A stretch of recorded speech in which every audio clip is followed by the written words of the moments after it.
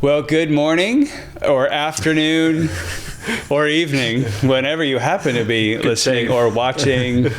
I planned that one. I'm really into The Truman Show. This is episode 3 of season 4 of the Sunday Extra podcast. Eventually, I'll start doing math.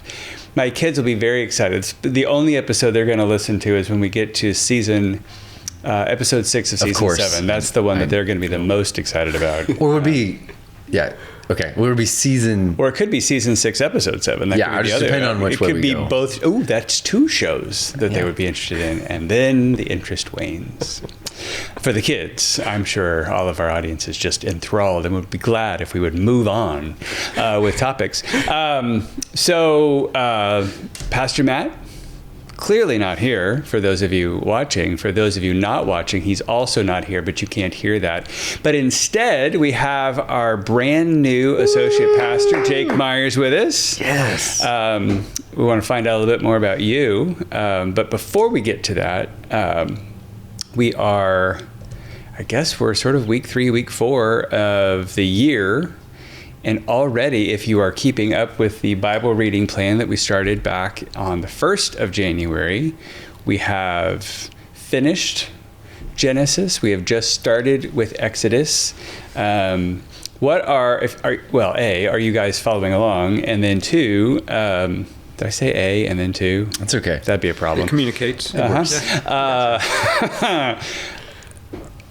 Your reading of Genesis, how's that gone? Anything pop out this time for you that maybe hasn't popped out or you're reminded of? Or I think one thing that stuck out for me this time going through Genesis, I've been through different training programs at Hope Church where we've read through the Bible, and it's been each time one of the things I've noticed is how broken the people are in Genesis that God relates with.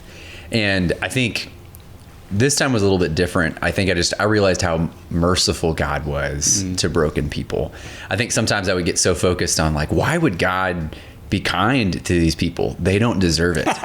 And I think that's just kind of the point is God is merciful. He's just, he's also really kind. And I think also one thing that stuck out, I think was in Jacob, not this guy, not Jake, in Jacob of the Bible, just how I think one thing that stuck out is when God revealed himself to him, he didn't immediately accept him as his Lord. If he would have done that, part of the aspect was making an altar and a sacrifice. That was something that was consistent of those who accepted God was yes, I'm going to make an altar to the one true God. But he didn't do that. He kind of went halfway when God revealed him to himself. And so and then after that, his life is very messed up. His family life is very messed up. But only later does he really do that. And so I think just watching the people's faith journey over time, that they were really broken, and they only gradually over time began to put their faith in God more and more. But throughout all of that, God was very merciful and showed favor to them. So that was just something that stood out, was just God's kindness in Genesis. I never caught the half altar thing. Yeah. It's cool. Yeah. I was having a conversation with somebody the other day. I think there were questions about what you were saying, the relationship between Sarah, Abraham's wife, and Hagar is a little tense in multiple places. Yes. And what do we do with, Sarah seems to be a hero of the faith when we get to the New Testament, but she doesn't always act righteously. No. I think it is interesting, we put a lot of our modern current day filters on the events of the past, and it's very interesting to you read, okay, well this person was kind of problematic, or they were angry, or Jacob was kind of bitter by the end, and all this kind of stuff, but the Bible's opinion of their life turns out to be very positive. By the time you get to the New Testament and read in Hebrews, well, man, they really were faithful and all these things, and you're okay, I get. On the positive end, you say, well, if God can do that with all of their messes, what is he going to do with all of my messes? I don't claim to be better than any of them, but God really does have there's a lyric from an old song that says, there's a wideness in God's mercy that I don't find in my own. And I think that's really true, that God is much more gracious than I would be if I was in his position. But then, you go back and then you have all these questions, like you realize, well, why would God do that? I guess on the cynical side, you have to question God's judgment of why would he allow those sins to be praised at the end of the Bible kind of stuff. But, again, we're not God. We don't have all of his understanding of things, and he is gracious. And one of the nice things I think about the Bible is that other than Jesus, all of the heroes of the faith were at least mildly screw-ups, and God does great things through them. And I think what God celebrates in the end is really their faith. Like it's not that's what we find later in the New Testament is people, and I think what God does is he shows mercy, and people choose to do faith. And I think Jacob, like he did like a pillar to God as opposed to an altar. But later he does an altar, and then when he does that, it seems like the story begins to shift a little bit of things in life, or goes a little bit different from him being a really deceiver to someone who really chose to walk with God, and he wrestles with God. And then he, in the end, chooses to be open to follow where God's leading him, even though he had some really hard things happen later.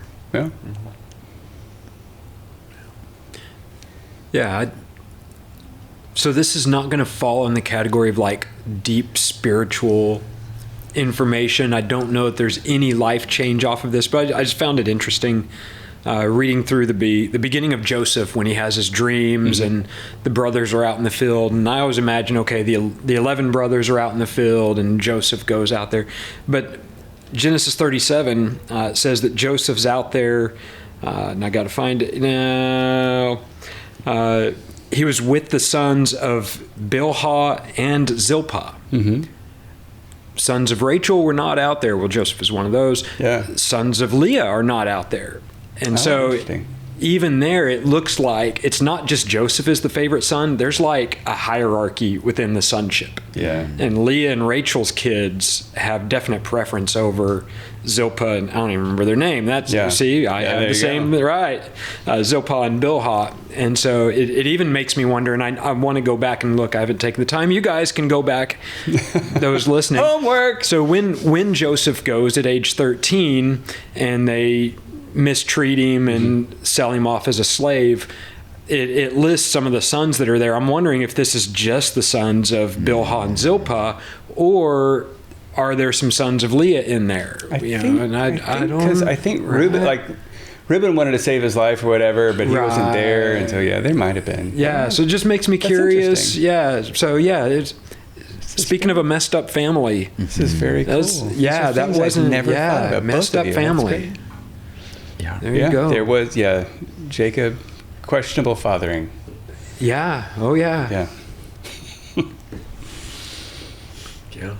I will tell you one thing. This is not from this time reading it through, but there was a moment in seminary where, I think this is another thing that I just find absolutely fascinating about the Bible, that there are real events that happen in real time that then God uses as metaphors later. And so they become figurative later on in history, but they were absolutely real things that actually happened. And the seminary professor was drawing the comparison between when Abraham's servant finds Isaac's wife at a well, and then Jacob finds Rebekah at a well, and then if you're very early into Exodus, you saw that Moses found his wife at a well. And kind of linking that to how when Jesus meets the woman at the well in the Gospels, how there's a little bit of a story flip that happens. Like you think, if you're just looking at the metaphor, Jesus is trying to find a wife, and that conversation does not go that direction in the slightest. But out of that, I had several friends at the time when I was in seminary. We were all single, and all these girls were like, I'm going to hang out at the water fountain today and just see what happens. Yeah. Who knows? There you go. Just thought that was interesting. I'm going to bring them a cup of water. Right. And I stayed away from the water. And how do you bring your camels? But I was pointing out to my guys, my boys, and by that I mean my sons, like, my boys.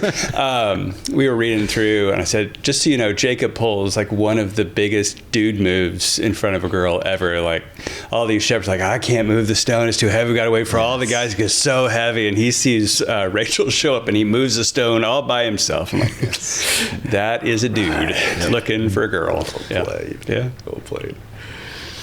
Man, Genesis 24 for me really stuck out. I mean, I don't know if you've ever read into this, but like, you get a new Bible. I got a new Bible recently. Mm-hmm. I'm like, should I write in it? Should I not write in it? Does it make the Bible? And no. I was like, okay, there's space on the side. So it was written. Started writing in the Bible on the side. There's like this little lines and columns on the side. And Because you get one of those journaling Bibles, right? Yeah, it's like a journaling Bible. And so I have a separate journal and I'm journaling in the Bible too. So it's kind of like what I'm about to share out of Genesis 24, like, oh, here's some lessons. And then I'll journal my prayers in another journal. But anyway, so I'm like, I feel good about this one. There's lines on the sides. I could write in this Bible, But anyway, I've underlined in other Bibles before. But this one's new Bible. I'm jumping into Genesis. It's cracked open, brand new. And like going through, there's a lot of content through Genesis. And like you guys shared before, I'm like, oh, this has never stood out to me before. And it's Genesis 24, verse 48. And it talks about Abraham sends a servant to get a wife for Isaac, for Isaac, and finds Rebekah. And it's interesting how the servant talks about the Lord. And verse 48 says, then I bowed my head and worshiped the Lord and blessed the Lord, the God of my master Abraham. So already that, like this is my master's God. So does he have a personal relationship with God? That's to be determined. But anyway, but this is the key part. And it kind of relates to Proverbs 3, 5, and 6. And the latter half of this verse says in Genesis 24, it says, who had led me by the right way to take the daughter of my master's kinsman for my son. And I was like, wow, this guy realizes that the God of the universe had led him the right way. He gave him the right path to find the daughter of his master's kinsman's son, which I mean, this is like he travels long distance and God brings him to the right woman at the right time. He knows this. And it reminds me of Proverbs 3, 5, and 6. It's trust in the Lord with all your heart and lean not on your understanding. And in all your ways acknowledge him, and he will make your path straight. So there's like this, I'm like, oh, I read this passage before, but it never jumped out to me. To now, this guy realized that depending on God led to a right path. And how much in my life I'm like, man, God, show me which way should I go? I'm trying to think, should I make this purchase? Should we stay, for me, part of my story, should we stay in Texas? Should we move to another state? And so this verse is a great example or story that really happened of, wow, this was a straight path. God gave him a straight path. So pretty cool insight that jumped out to me reading this chapter. I do find that interesting about reading the Bible. I've read the Bible through like every year for a minute. I can't remember how long. And it like I've heard this about classical music, and I don't believe it.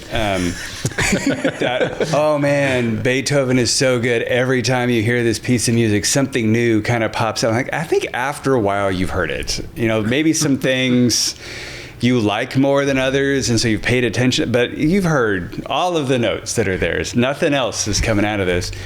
But the Bible is that way. It is the living Word of God, and depending on where you are in your life, the Holy Spirit just pulls this little thing out, or this curiosity shows up. Like, I've read this 100 times, and now that I've read the Bible a lot, I know kind of more like in my own head, no more cross references. And so, like you just said, oh, I've never attached Proverbs to Genesis before, but it's totally there, you know? And so it's really an interesting exercise of continually staying in the Word and reading through that. And something that Pastor Matt has said that's been encouraging for me is like, I may have read this before, like, and so this is sometimes talking about a book, like I may have read this before, but I've never read it before in this season of life. Yep. And I think like the Bible, how much more so is that true? Because it is, as you mentioned, like as referencing Hebrews 4, it's God's living word. It's living and active, sharper than the sharpest two-edged sword. And I think just, I think the lens that was helpful for me as reading this time is I'm parenting 3 kids, and sometimes it's hard to stay sane as you're parenting, and for me it's hard to stay patient. And I think one of the things is just looking at God's patience with people. So that just really stuck out to me as a dad who's like, I need to be really merciful to my kids, like God's been merciful to me. And so I think that's a great point of just how it's God's word, and we may have read it before, but we've never read it before in this season of life. And God often uses his word in our present moments to help us live it out in a way that would find the right path, as you were mentioning. Yeah. Well, I think if I was reading ahead on the plan, we should be done, I believe, with Exodus on the 31st of January. So, if you're on the plan, you got 2 books down in just 1 month. Wow. And then we start February in Leviticus. And just you will make it. It's fine. I think one of the interesting things about Leviticus, like Pastor Matt has done, walk through the Old Testament events before, and I think there's a plan to do some of those over the course of the year as well. But if you're not familiar, one of the great things out of that time is you kind of sum up Leviticus of this really is talking about the worship of God. It's easy to get lost into some of the minutia of when you have, this is something that stood up me years ago and I thought was great. It talks about when you have a house and the plaster gets mold on it. What do you do? Like, at what point do you call the priest in to bless the house, and when do you burn it down, and all that kind of stuff? And I thought, well, that's interesting, because they're wandering in the desert at the time, and God is saying, when you have a house, this is what you do. So there was still the promise of you will settle down, you will have a house, you will, oh, that's kind of cool in the middle of that. But you kind of lose that in the minutia of when the mole has a white hair, it's like when the mole has a black hair, all that kind of stuff just kind of gets lost in the what. But it's fun reading. So that's February. But Jake, welcome to the podcast. Thank you. Who are you? You grew up here, and you went away to college. Yep. What, I guess, and this will kind of bleed into what we talked about on Sunday. And by we talked about, what I mean is we watched several stories from Hope members on kind of concluding the 3C Disciple series on commitment to Jesus, commitment to Jesus, connecting to his followers, and then contributing to his mission. And I think I said this from the stage, it's one thing to kind of look at the outline of things, and then there's a whole other way it looks when you see it played out in someone's life. So as a lead into that, how did you get to, I feel called to ministry? I'll just start there, because you grew up here. Yep. You didn't go to college for ministry. You haven't been in ministry since you graduated college, and yet you ended up in the Antioch Project and graduated from that and are now on staff. So tell us a story, Jake. Yeah. I was thinking, I had this assumption, like you go through life assuming things, like I never experienced this. So I just assume if you get called into ministry, you're going to, Like that's for really like special people, or, you know, you read these calls to ministry in the Bible, like Paul's call or like Moses' call. And I have to just say up front, I have received no burning bush, no flashing lights. So it wasn't that. It didn't feel necessarily spectacular or anything like that. In fact, it kind of goes back to about 2008. I was playing football, and boy, we had a really good football team. It was a small 6-man football league we were in, and part of the small private school I went to, and we had a really good football team, and it was going well. And essentially, we were playing a meaningless game. Like, we had locked up the first seed in the playoffs. We were doing really well, and we're playing our rival, and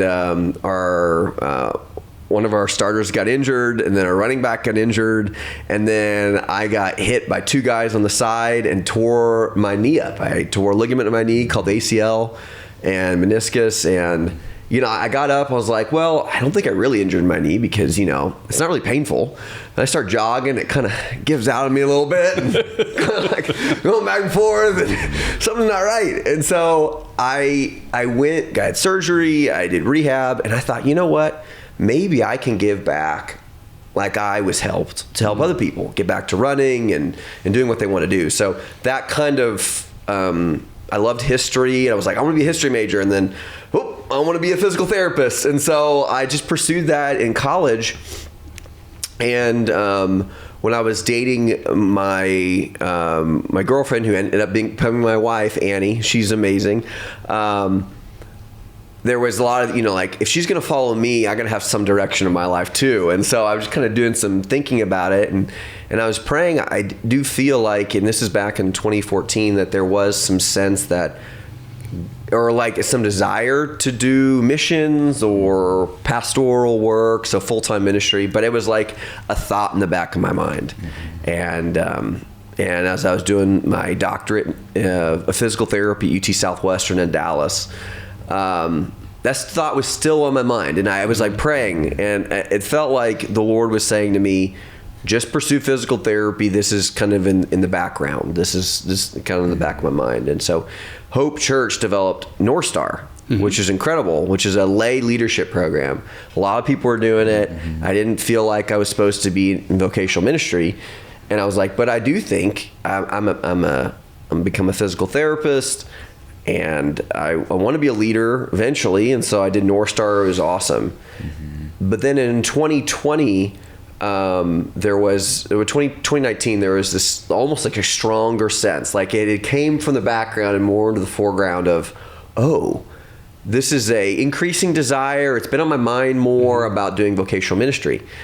And then 2020 rolls around. I have a conversation with Pastor Matt Sturdivant, and I basically told him, Matt, I don't know what to do with myself. I have this thought about vocational ministry. I can't shake it. I don't know if you ever had that. Like, you have this thought and you can't shake it. I just couldn't shake it. And I was like, I don't know if this is for me. And Pastor Matt said, well, what if you explored doing the Antioch Project? You at least applied. So, okay, I'll take that next step. And, you know, a lot of Hope Church talks about, you know, taking that next step. And so a next step for me was to fill out the application. So I just filled it out.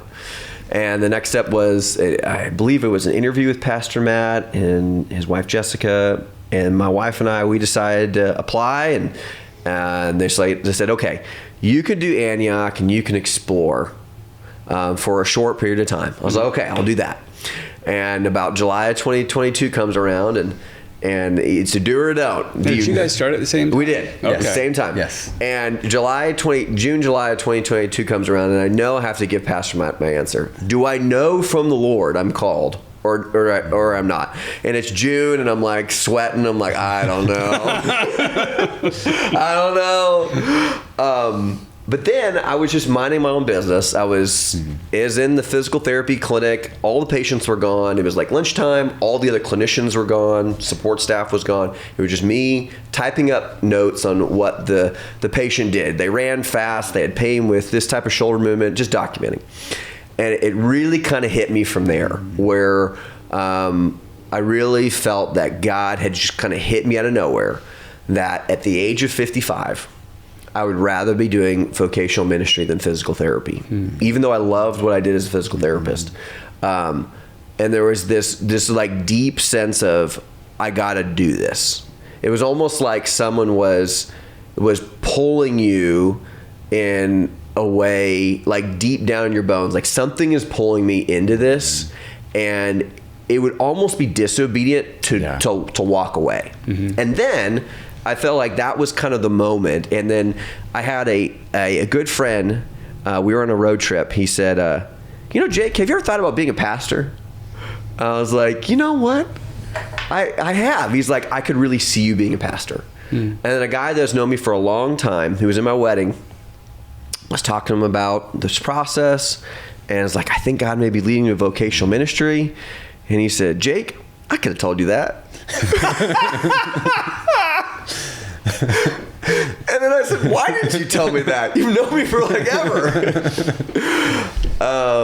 So yeah, that's kind of the call story. And so then I meet with Matt and Jessica and my wife, and Matt's like, so what's the answer? And I was like, there's been a recent turn of events, Pastor Matt, let me tell you. So that basically happened in 30 days, in about a month. Wow. And it was right down the wire. And then from then on, it's been okay. I really think God has called me to this. I was doing it hard, but now I had more direction. Like I had direction. So I was grateful. Man, Luke helped me out a bunch with seminary stuff. I finished my seminary, Master of Divinity, just about a month ago. Yeah. And so, yeah, I'm excited to be here and be on the staff team. Hopefully that answered some of your questions. I think what is fun is, let's see, how old would either of you been in 2001? I was 9. Yeah. You were not 9. I was not 9. I was 8. Okay. So, yep.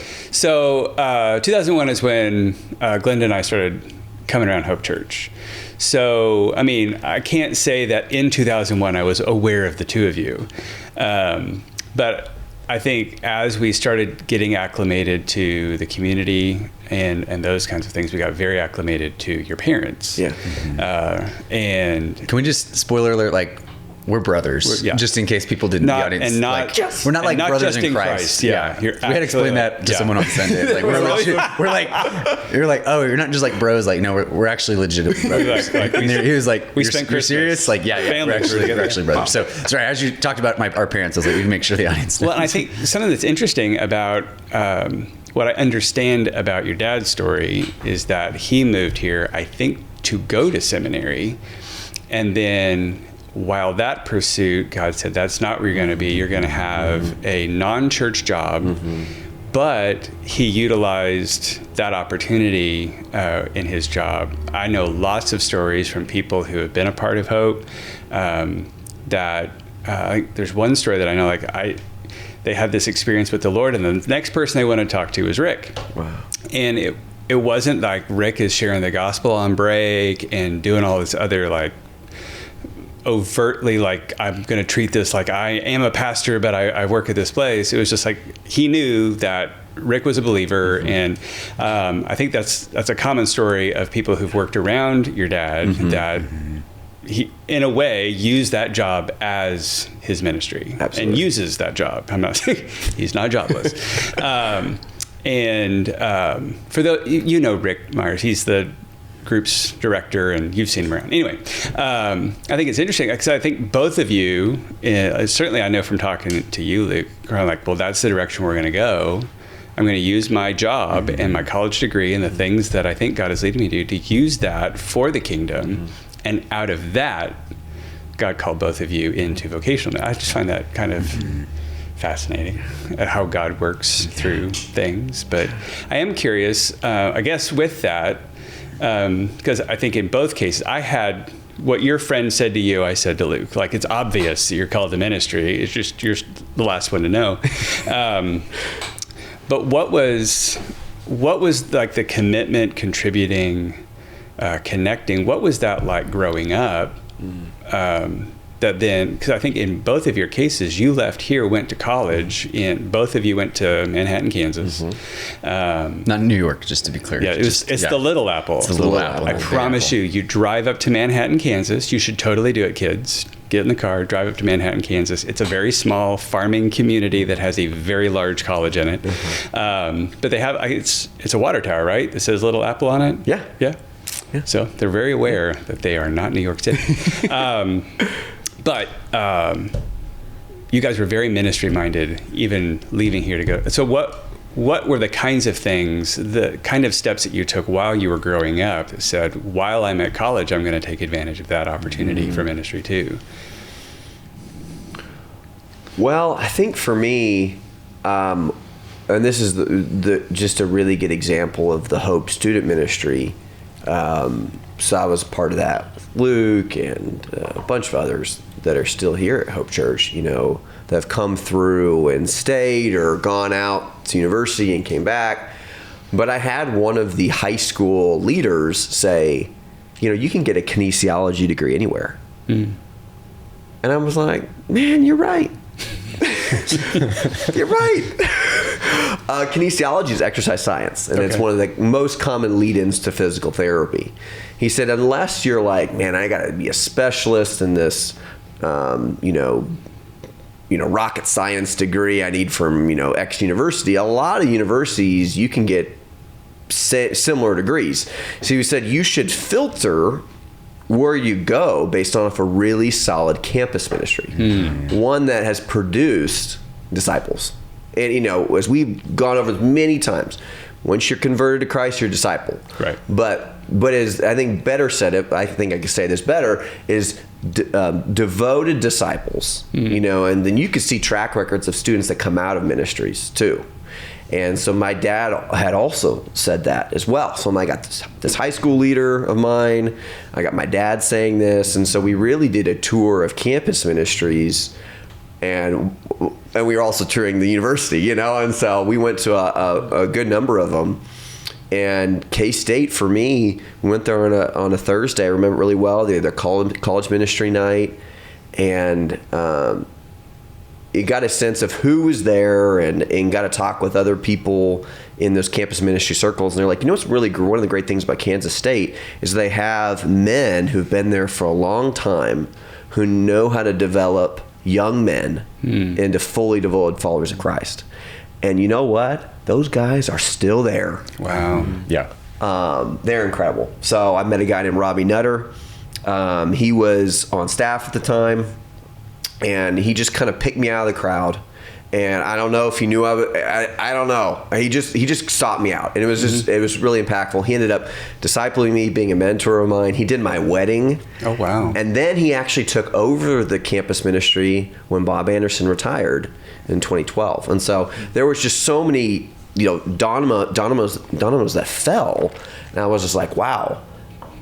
And I think it really started with my dad and that HSM leader that was like, you should filter the way you view colleges based on these certain things. I think just in a lot of ways, in the same way, I think our parents really modeled that well. I saw my dad and mom open up their home to people just very open-handedly, and really grateful. I think just watching my looking back on it, my mom and my dad teamed really well to do two things. One is to open up their home to like people who were really far ahead in their faith. So they would allow like missionaries and also campus leaders and pastors to stay with us. And so from a young age, just all of our siblings were exposed to people who were really willing to sacrifice for God's kingdom. And so that, I think that gave each of our siblings, because we have two sisters as well, just a mindset of how can we contribute to God's kingdom, because that's kind of a normal thing to do. So it just became more normal to us, just because we got to see other people in different parts of the world doing it. And so I was really grateful for our parents sacrificing to welcome those people into our lives so we could see it.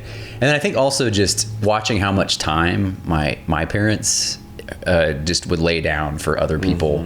My mom and my dad both really, they with the time that they have available, they use it to get to know people where they live, work, and play, and they'll team together to do it. My dad's really the outgoing one of my parents. My mom is she's like the glue. Is when people meet her, they're like, oh yeah, they just make a really good team together. And so I think just watching them, and then our parents would also really celebrate like whenever we did that. So I think part of it was for me was whenever I would play sports, like I would have the opportunity to have a spiritual conversation with like a teammate. And I just remember my dad being the most excited about whenever I would share the gospel with like a teammate, more than the number of hits I had, more than like how well I did in the game.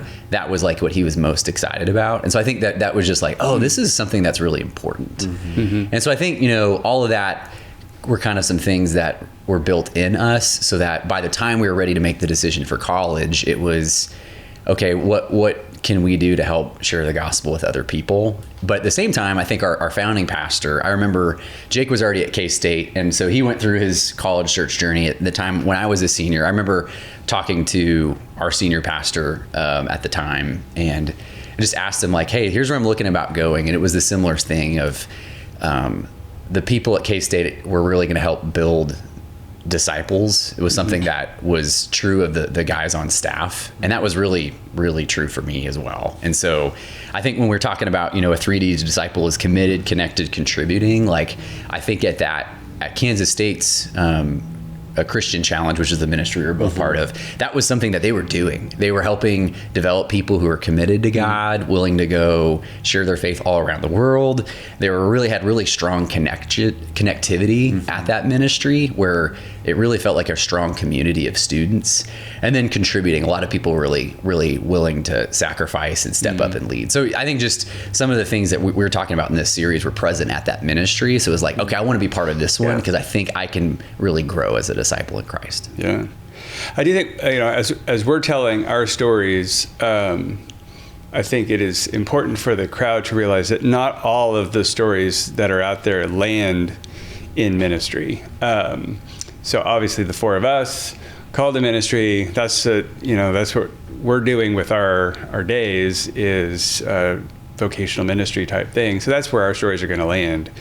But I do think it's interesting to, so anybody listening, they might end up like, I really feel committed and connected to the kingdom, and I end up with an entirely different job. I'm never called into ministry and all that kind of stuff. And that is not a wasted life. It is not that ministers are at a higher tier or a lower tier. It's just, God gives different people different responsibilities and all that kind of stuff. So I just want to lay that groundwork. Just because those are where our stories are, it's going to sound like, man, I wasn't called into ministry. Because I think just some of the examples that really, motivate me are people who are sacrificing at a key level who are not in ministry. Yeah. Like watching people who are like, I'll do this for free.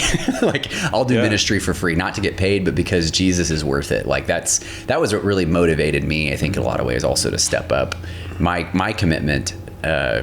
After I graduated college, was watching adults at Hope Church who are really committed at a high level. I've known several very committed people like, well, I work to fund my ability to do ministry. It's not that it's not that it's quite that divided of like, I'm working really hard and not focused on Jesus so I can get a paycheck so I can do ministry. It's not quite that, but there is that level of, if I can do this work, then I can do this other stuff too.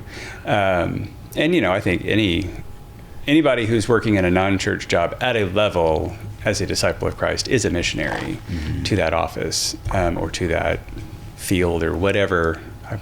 I've always worked in an office, so that's where I think everybody works, is an office. You're not a Myers, Jeremy.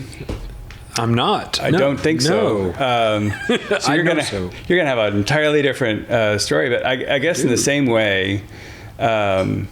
Growing up in Oklahoma, I don't really know that much about your growing up, but what was that movement of like, how did you get I guess not the bug, but I mean, like, I'm committed at a different level than just I show up at church on Sunday. I'm past that. I'm wanting to contribute at a higher level. I want to be on the team and really push things forward. Right. So I'm guessing you're specifically, you're not asking about call to ministry. Not specifically, but you've shared on the podcast before, you ended up in Cambodia. At one point, and that's a thing. That is a place that most people are not going, where I want to go on vacation is Cambodia. But there are people there who need to know Jesus. And I guess sort of like what happened that you said, not only do I want to leave America, but I want to go to Cambodia. And so. Sure. Well, some of that actually is tied into feeling called to ministry. Mm-hmm. So there's a piece of that. I mean, we can just go all the way back. Let's go all the way back. We can go all the way back. Yeah. Back to the 1900s. Yeah, in the 1900s. I was born at a very young age. From there, I guess jumping into my call to ministry in high school, especially, I really felt the desire, like, to do more for God, and so that desire was there. I actually wrestled with the thought of I would love to work in the ministry. I thought like preachers were the luckiest people in the world. It's like, you mean you get to like study the Word of God and help people know the Word of God, and that's what you do for a living? It's like, oh, I wish I was that lucky. But like you guys said, right? There was no like burning bush. There was no blinding light. And the ministers that I had known and grew up under and with, they seem to have similar stories of they knew definitively that they were called to do that, but they like rejected the call for a long time, and they wrestled with the call, and they fought, and then finally they surrendered to the call, right? You surrender to the call, and it really is kind of like a wrestler that finally like taps out like, okay, God. And I'm like the opposite. I'm like, I wish I could do that, but I'm not called, And so for quite a few years, that was in the back of my head. And so I looked into automotive work, realized, automotive work is fun for a hobby. I don't want to do this for a living. So I looked into auto body, actually went to school for auto body repair and paint. Explain to the uninitiated, what is the difference between automotive and auto body? Automotive, inside versus outside? Kind of. Automotive, you're under the car, you're in the engine, okay, right? All the mechanical stuff. Auto body is you get in a fender bender, you get in a ding, and now we're replacing body panels or Bondo and paint. So the outer shell repair. So inner mechanic repair versus outer shell repair. Gotcha. So I actually went to school for auto body, planning to go into the paint industry. Quickly realized this is a fun hobby. I'm going to be miserable doing this for the next 40 years, 50 years. So transferred to larger university to major in business, still with the idea of I'm probably going to go into the automotive world somewhere, but in the business side of it. Quickly realized I'm going to be miserable. Yes. And in the back of my mind was, I really wish I could just work in the ministry, because that's really where my heart was. And so it was in my sophomore year in university that I really started to plead to God, like, can I please work in ministry? Because this is where my heart really is. And God actually confirmed, like in that night, like, yes, actually, this is the path I have for you. And so the next day changed my major. I probably gave it a couple of days, but very, very soon afterwards changed my major from business to basically a degree that would put me on the path to seminary. Okay. And so I was also very involved with the student ministry at the university I was at. It was not K-State. It was actually University of Oklahoma in Norman. One of the reasons I picked OU was because of the student ministry there, the college ministry there. And I knew about the college ministry. I knew a couple guys who had gone there previously, and they were growing. And so... Were you there with Max? Yeah, Max was still there. Max Barnett was still the director. And so, yeah, I looked at like a couple of universities, and ends up they both had pretty good college ministries, but I knew the one at OU was like proven, kind of like you guys had said. And so that's where I went, because you can get a business degree anywhere. Right? Everybody has a business degree. So I went to OU planning to get a business degree. In the second semester, changed my degree. And so my plan at that point was to finish my degree at OU, go to seminary, jump into church world, right? Start climbing the church corporate ladder. Sure.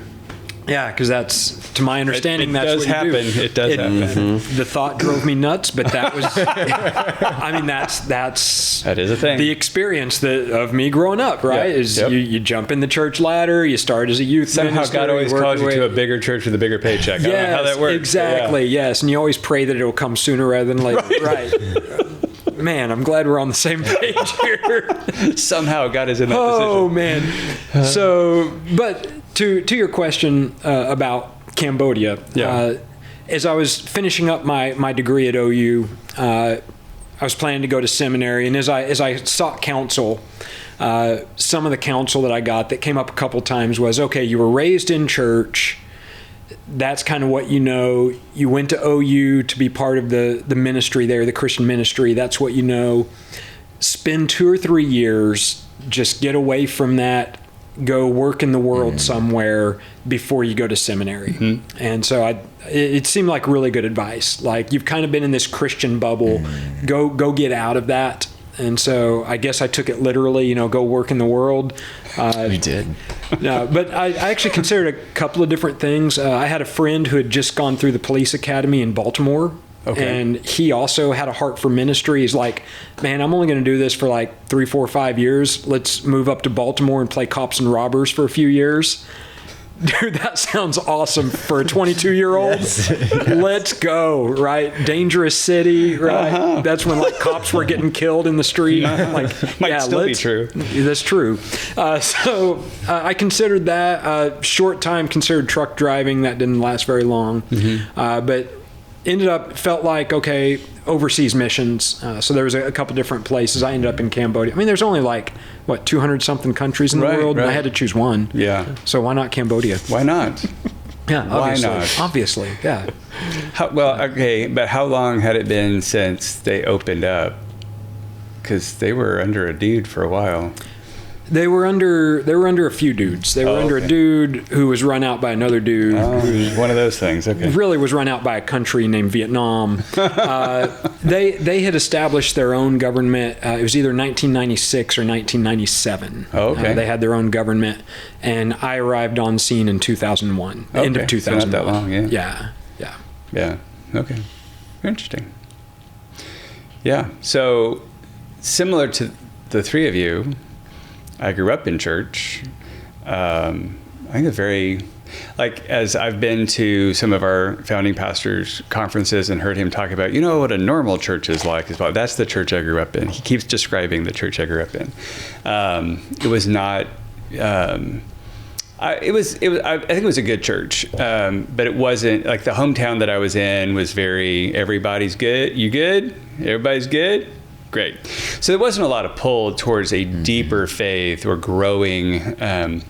We had a youth pastor when I was in 6th grade who I don't know what it was about him, but I was like, you're my guy. And I kept trying to impress him and make him laugh. And he kept saying like, keep working on it. You're not that funny. So if you're around me, like, why do you tell so many jokes? It's his fault. That's really what happened. But he took the things of God much more seriously than anyone I had ever known in my whole life. And I think some of that was like, oh, well, this guy that I want to impress, he loves Jesus at a level that I think is dumb. But, it started something, I guess. And my parents are trying to put us in, me and my brother in all the right things, and they're good people and all of that.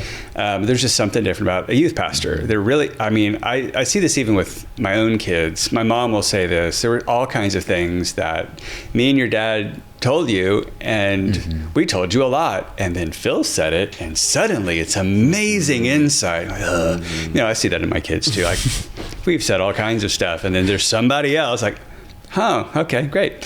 I'm glad you got it. That's what's important. And he had a theatrical background, and the big thing out of that was my dad also had a theatrical background. My mom's brother has a theatrical. There's something in the water at the Kropp household that said you're going to do something in arts, and I ended up falling in with speech and debate, and obviously I'm better at speech than the debate side. I don't argue well, and in all of that, it was sort of inching towards you're going to end up with some kind of. I wanted to be a film director, and I'm a kid from Kansas. What do I know from film school? I don't even know where that is. Where is film school?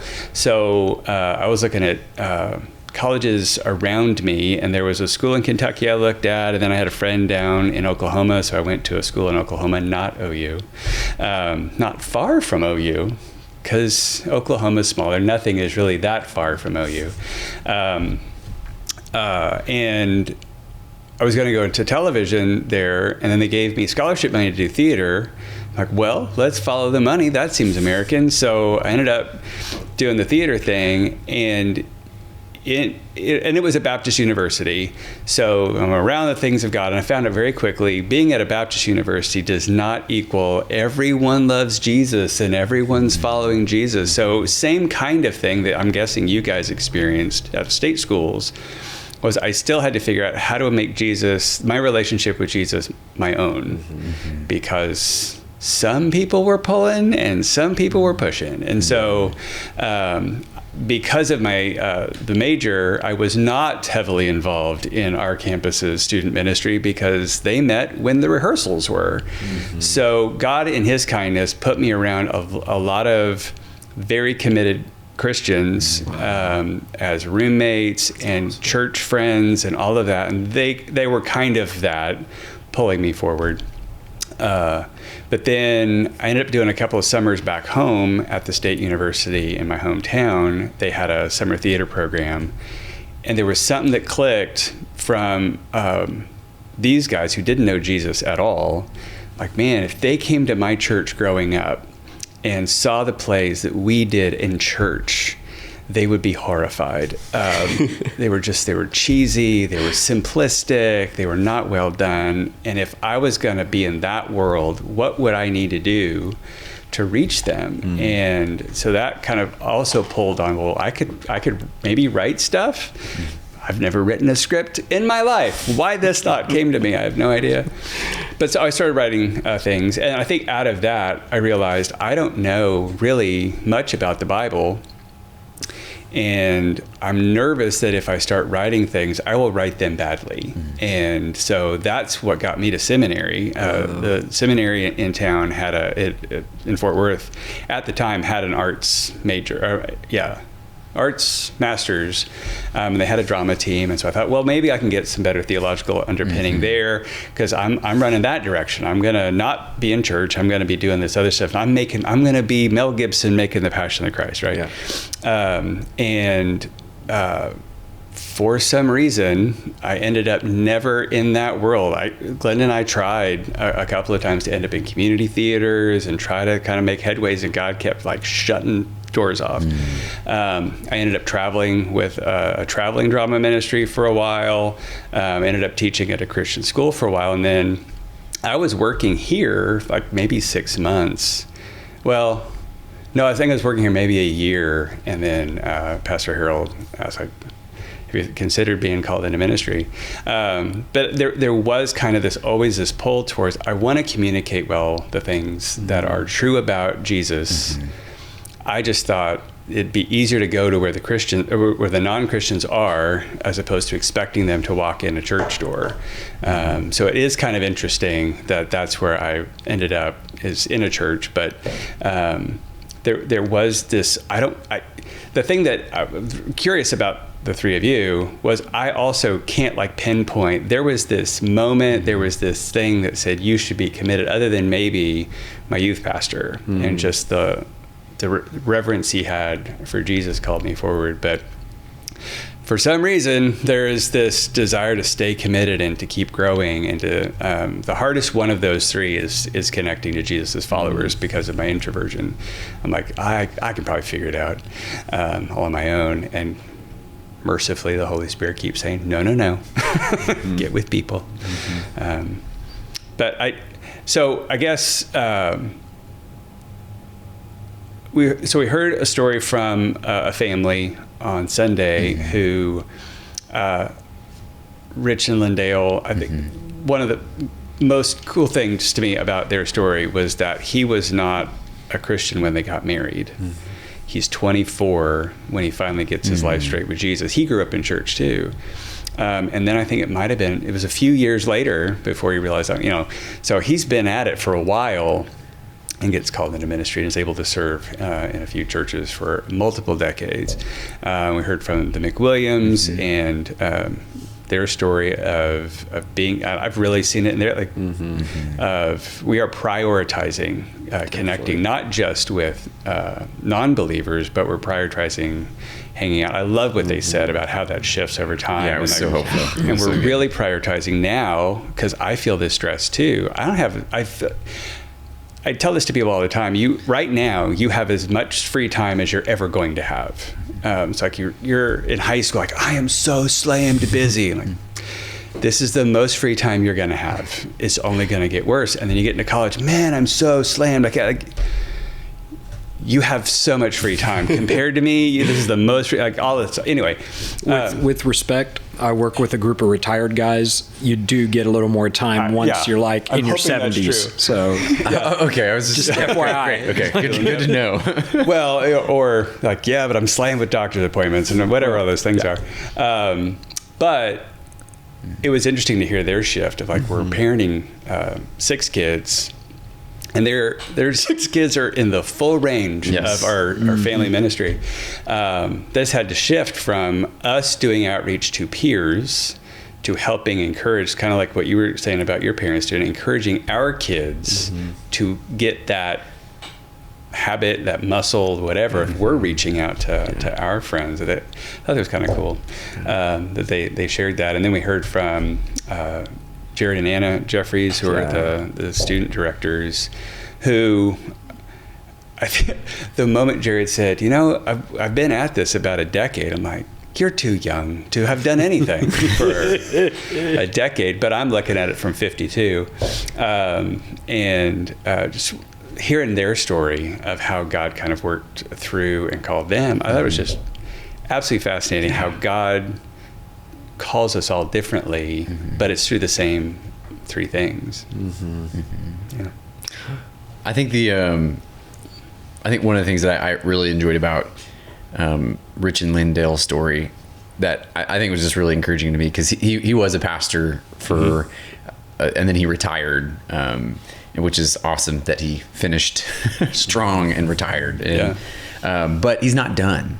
And he's not done with ministry, even though he's no longer, a pastor. He still has this mentality of, God really can use me. And just something that he said that I wrote down was like, what commitment looks like now is doing what I can in this season of life. That's really good. And I think sometimes for me, like I think that was a really helpful, I think, perspective, because there's some seasons of life where you have more capacity, where you can do a lot more to help connect people to Christ. And then there's other seasons where you're just like, there might be a family emergency. There might be some health hindrances where it's just like, I can't do maybe as much, but what can I do? I thought that was just a really helpful, what can I do in this season of life to help move God's kingdom forward and be committed to Christ? So that was just something I really appreciated from just hearing from his story.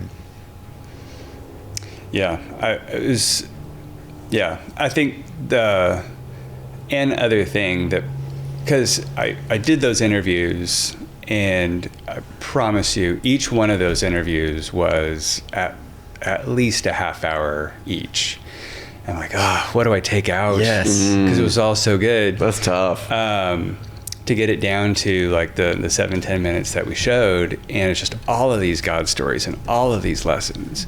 And in all 3 cases, there's no way to split out your commitment for your connection from your contributing. If you're committed, you're contributing, and if you're committed, you're connected. Like all of that goes together.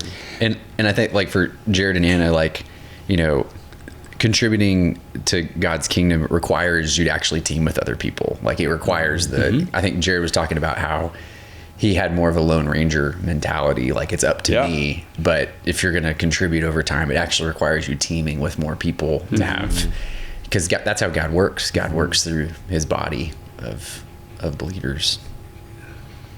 Yeah, we did. It was fun. We got to, Glenn and I did their premarital counseling, and I had the great privilege of being asked to be the guy who married them. Wow. So in all of those conversations, Jared did not grow up at Hope Church, and so initially sus. Like, I don't know you. I didn't, and you're gonna date this gal who's been babysitting my kids. I don't know. Yeah.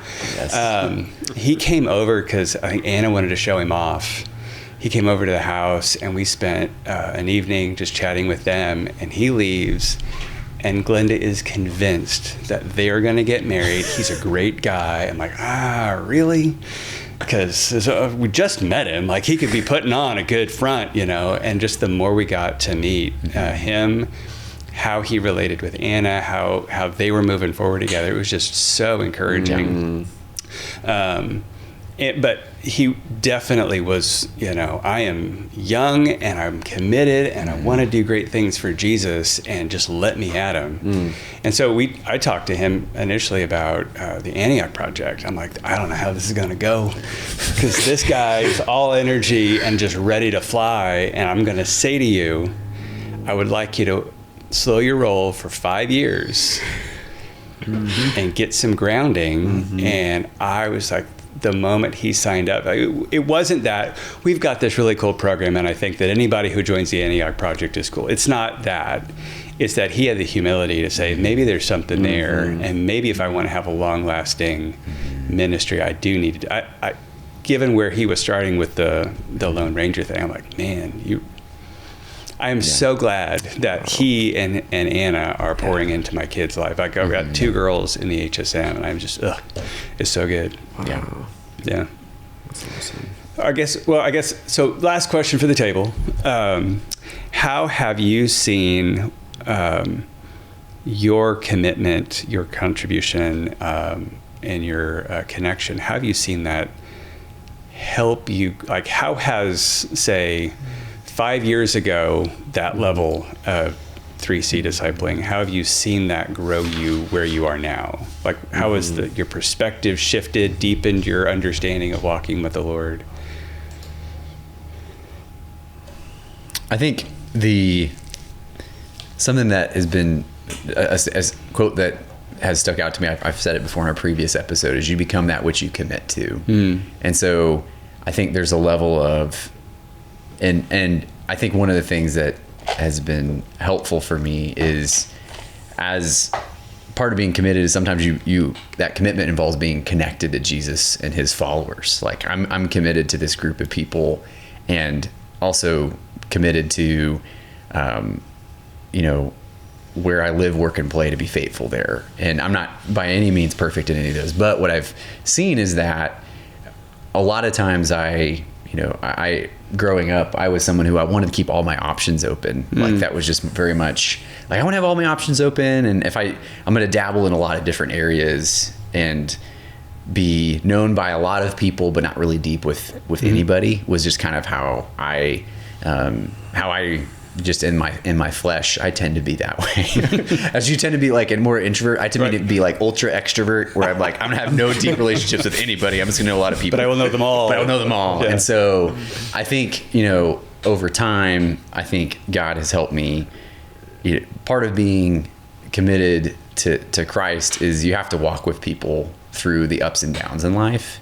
And instead of going so wide that I don't let anybody know me, it's more of, how do I be focused on the people God has put in front of me and be committed to them. And so I think one of the things that has changed for me is I have been shaped and been able to shape others through relationships, through choosing to go deeper with them and be more instead of saying vulnerable or transparent, just more open and honest. That's just something that's been helpful. It's being honest with people of like, hey, I'm struggling with this. Can you, and part of that has been, I remember being in a discipleship group with a couple of other guys, and we, in that time, just opened up on some struggles that we had. And that was like huge for me in getting traction and identifying, oh, I have a struggle in this area. And if I don't change, it might cause, it won't go well for me. And so it was really helpful just to have other guys who had similar struggles. And then we could say, we're going to move forward together and walk with Christ and be shaped. And I think we, during that time of that discipleship group, really watched, I think we saw some further traction in that year and then around that time, which was really exciting.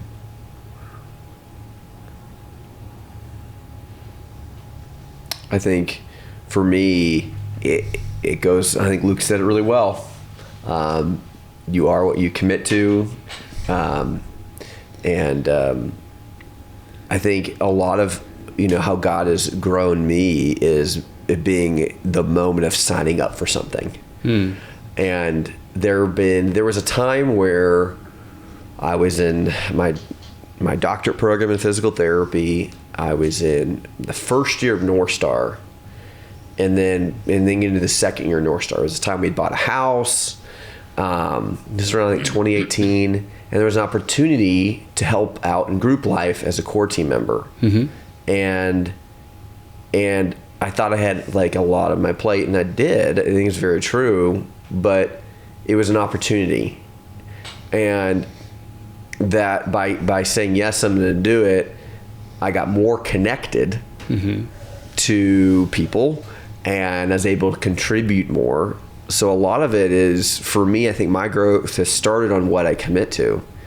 And I think, part of, for me, it's like, I want my personal ease. I want some time on the weekend to myself. And I know if I commit to some of these things, I'm going to be sacrificing time in other areas that I would want me time. And I think that's what I've had to choose is, okay, there's an opportunity. I'm going to take this opportunity. I'm going to go for it. But I didn't fully want to do it, I think, at some point, because I'm like, I know I'm sacrificing me time. Right. And I think this is one of the things I've been learning is just take it to God. Pray, God, my time constraints. What everything's on that I've committed to already. Do you want me to take this on? Yeah. And there's also seasonality of things. If you say no, that opportunity may not come back for a while. So there's like, okay, God, what do you want me to do? And I think God has grown me by the things I've committed to. And I still got a lot of growing to do. And so I'm learning a lot, but I think that's how those things have kind of fallen like dominoes. What I commit to has helped me get me more connected and has allowed me to contribute more. Would you say, just as you had taken those commitments, that did your capacity grow over time? Yeah. As you took on more commitment? Yeah, I really think it did. It made me become more organized. I started making more to-do lists, because as core team member at the group system at Hope Church, you're maybe meeting with people, you're covering out for the leader, and when the leader's out, you're not only reading material, that's what the group does, but then you're formulating questions, you're coming up with icebreaker, and so a lot of those things just require just organization. Like, I got to write to-do lists. This is outside my normal work. This is outside of North Star. This is just other things I've committed to. So to-do lists, I think has helped grow my capacity. And then the ability to give up things that I normally want to do to make room for this.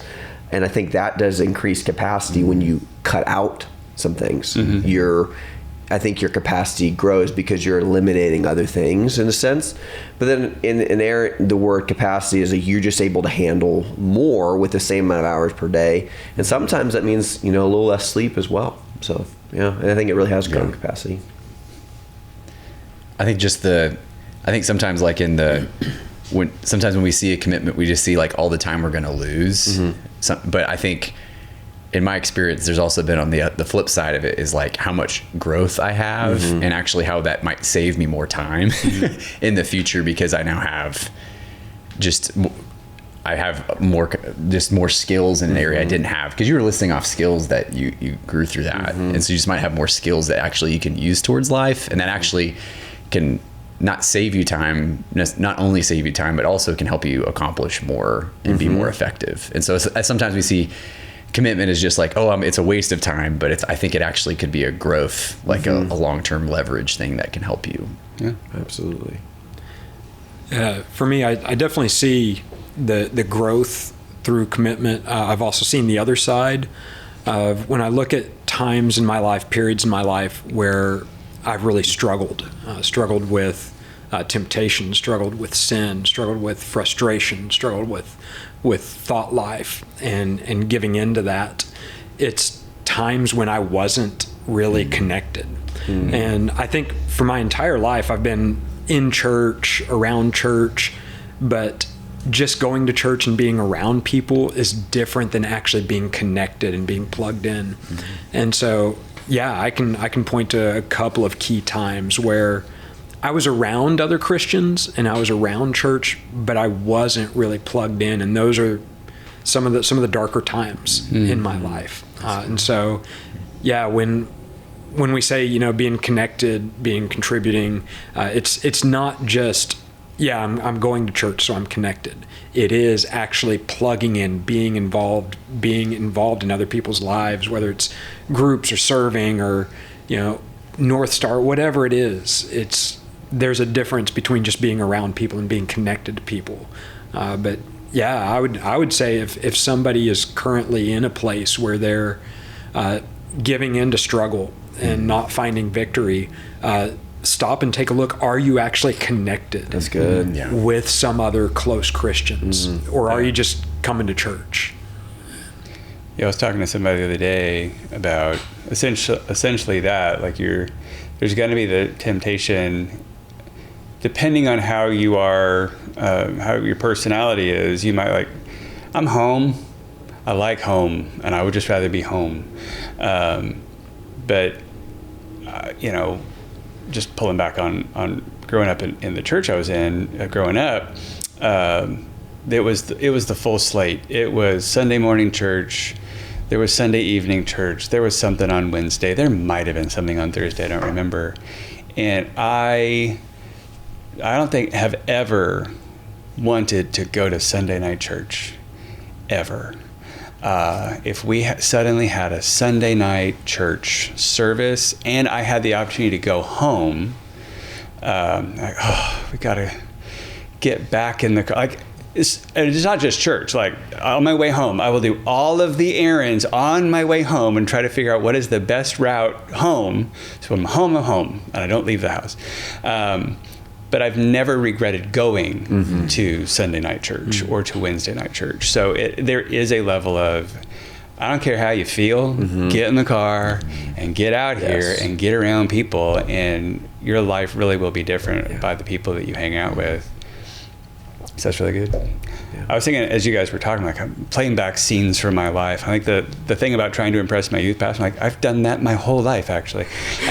Meaning, I will lean towards, I think this is the biggest growth thing of being a growing disciple, which is weird for me to think that I am a growing disciple, because I know me, and I got so far to go. I'm a mess. But I guess I am better than I used to be. But I am a task person. I think I will think that I have really contributed to the kingdom if there are all of these work products, or there are these goals that have been met, or all of my to-do lists have all been checked. I really want to go into heaven with an empty inbox, just all of that stuff. And I think, so I lean away from the connecting to Jesus's followers and what God has shown me in a variety of opportunities and a variety of quiet times. He doesn't care about my output. He doesn't care about my work product. He doesn't care about how many projects I've completed. He can do all of that. He's totally good with that. He cares about people. He made people. He made them in his image. He really cares about the people that he has put me in stewardship of. But also, as I look back over my life, it has been the people that I've been connected to that have been that extra biblical, like outside of the Bible. How do you see the ways of God play out? Because the Bible talks about, and you see stories about what is it, what is a good dad, what is a bad dad, but then like, how do you do good dad, bad dad with the internet? That's not in the Bible at all.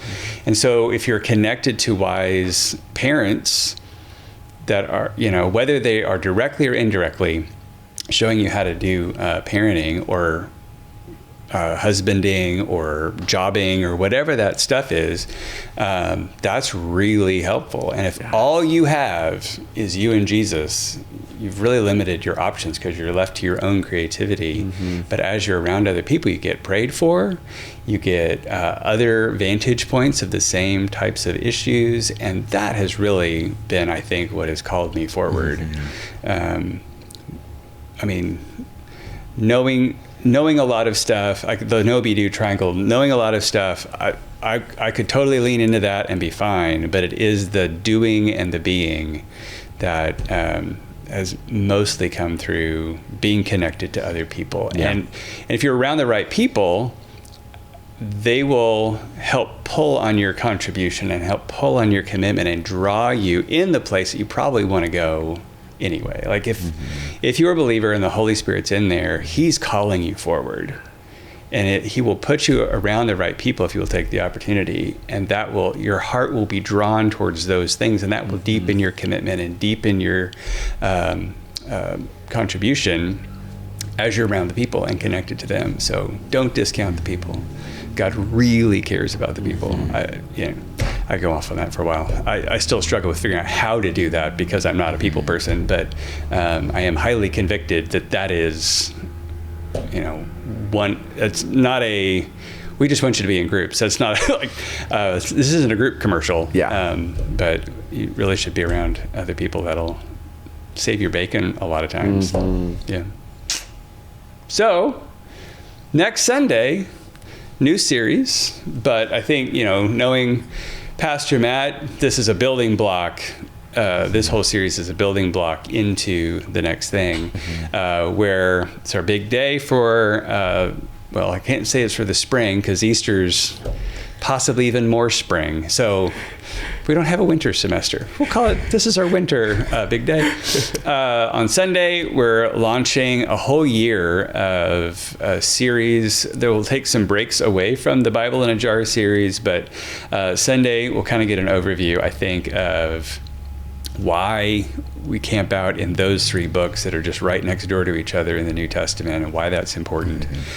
So if you are curious about, I want to know what's in the Bible, but I've never read the Bible, show up on Sunday. I think you'll be in for a treat. And if you know people who either say they know a lot about the Bible, but they've never actually read the Bible for themselves, this might be attractive for them as well to actually get into what the Bible actually says. I think there's a lot of value in knowing what something actually says instead of just hearing opinions. So anyway, we'll do that on Sunday. We'll come back next week. Pastor Matt likely will be here with us. I only say that because you never know what the future holds. And me being a glass half empty person, you always want to leave room out there. But anyway, Pastor Matt will be here, and we will talk about the Bible in a Jar in episode 4 of season 4 of the Sunday Extra podcast. Y'all have a great week.